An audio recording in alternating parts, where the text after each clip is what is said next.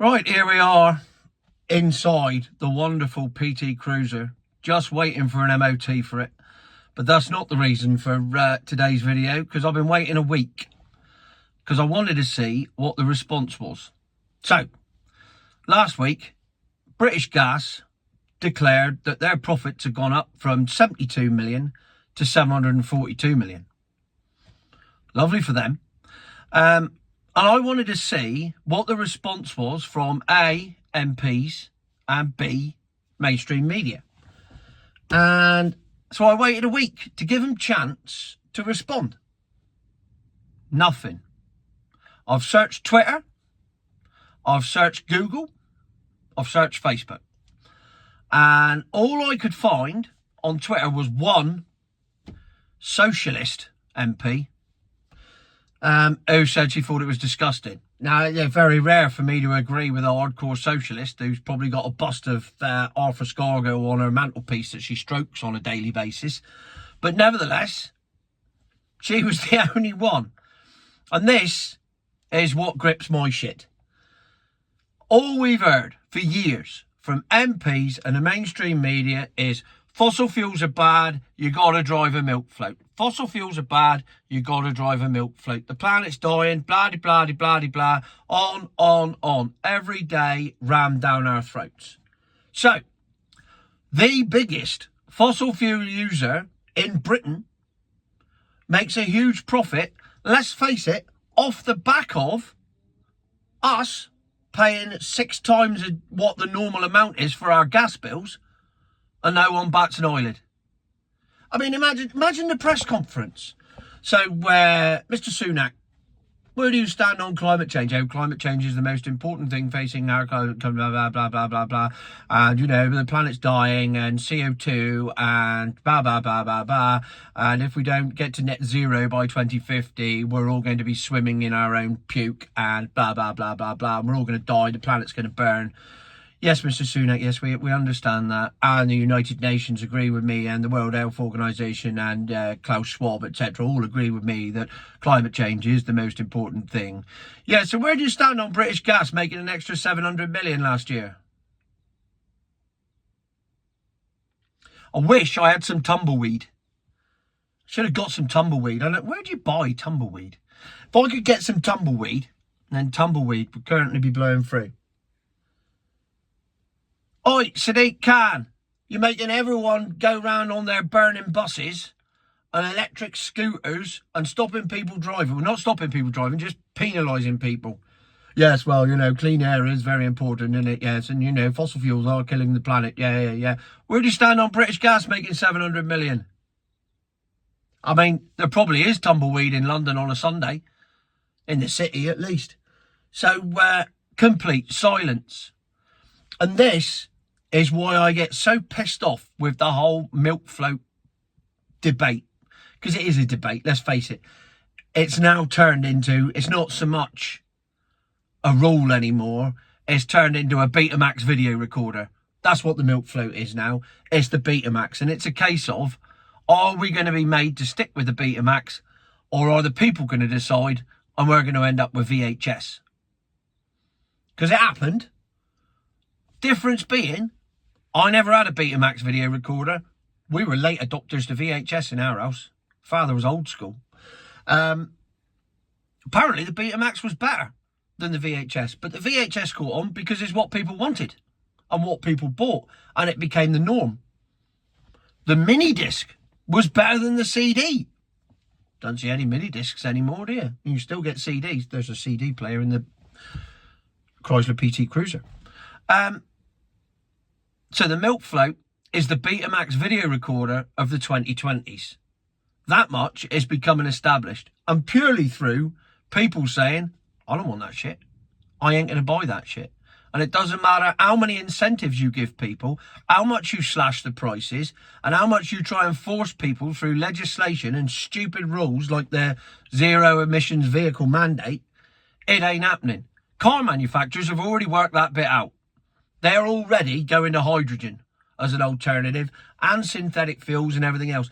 If milk floats were the only future, why are they bothering? Why are they investing billions of pounds in an alternative? because they know it's not working. They can see their forecourts clogged up with milk floats right now that aren't selling. They're slashing them discount by discount by discount. Still nobody wants them. And the only people getting them are the people on salary sacrifice schemes, because they get a huge discount and they get money off their tax, and it's an incentive, and it's all backed by the government. There's nothing else backing it. It's literally government incentives that are making these milk floats work. And that's why it's not going to work, because once they run out of those people and you go out into the private sector, and the private sector say, right, I'm a window cleaner, I'm going to fill my electric van up with water and go off and do me rounds. Well, you ain't getting very far, mate. Let's hope your window cleaning round is on one estate, and you may well get to the end of the estate before the end of the day, if you're lucky. So there you have it. You had a prime example of how MPs could come out and go, fossil fuels are bad, British gas are bad, they shouldn't be making all that profit, they should be putting it back into the environment. But they didn't. Now the question is, why? Well, we all know why, because it's bollocks. However, when you scroll down the article on British Gas and what profits they made, you find out that Ofgem, the energy regulator that apparently worked for us so that we have better bills and it's a fair playing ground for everybody. They work for us, apparently. Well, Ofgem turned around to British Gas and said, we'll give you an extra 500 million for 2023 because you lost a bit of money because the gas prices went up, didn't they? So because British Gas had to pay more for their gas, Ofgem gave them the 500 million they lost back. It's there. It's in black and white. You can read it on any news report on British Gas's profits. It's there. Ofgem, the regulator that works for us, said to British Gas, you can have your 500 million back. I know you had a tough year. Don't worry about it. When petrol prices went up to £1.90 something, which I think was the dearest I ever paid, 1.90 something a litre, cost me 144 quid to fill up the Range Rover. That was 2020.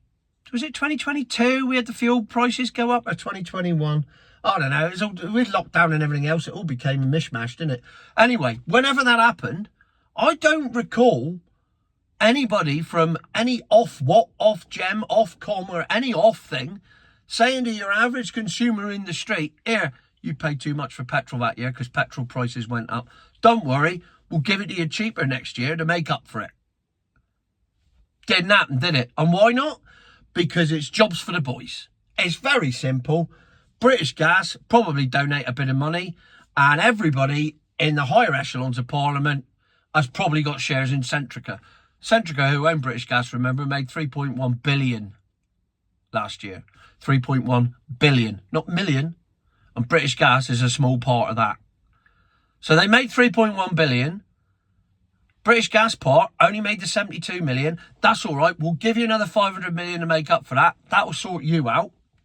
So that's British Gas sorted out. That's Centrica sorted out. That's Ofcom sorted out. Ofcom? Off what? Whatever one it is. Whatever off twat it is that's a corrupt government quango, that's what they did. Did they say, oh, everybody that bought gas off British Gas, you had to pay too much too. We'll give you your money back. No, they didn't. We're still paying too much now. Gas is cheaper than it's ever been. For years. Gas bills ain't gone down. Petrol's cheaper than it's ever been. Petrol ain't gone down. Because it's all being creamed off at the top.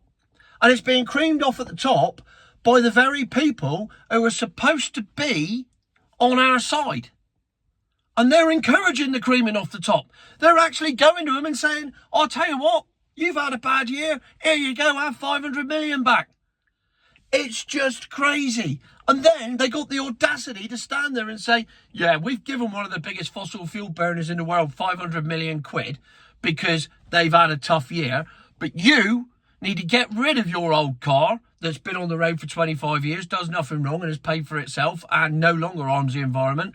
And you need to go out and buy a new one powered by lithium-ion batteries, which incidentally, when they're finished with, get piled up high, as we discovered in France this week, when All the lithium-ion batteries that can't be used anymore are all stacked up in a scrapyard somewhere, and then they catch fire, because that's what they do best.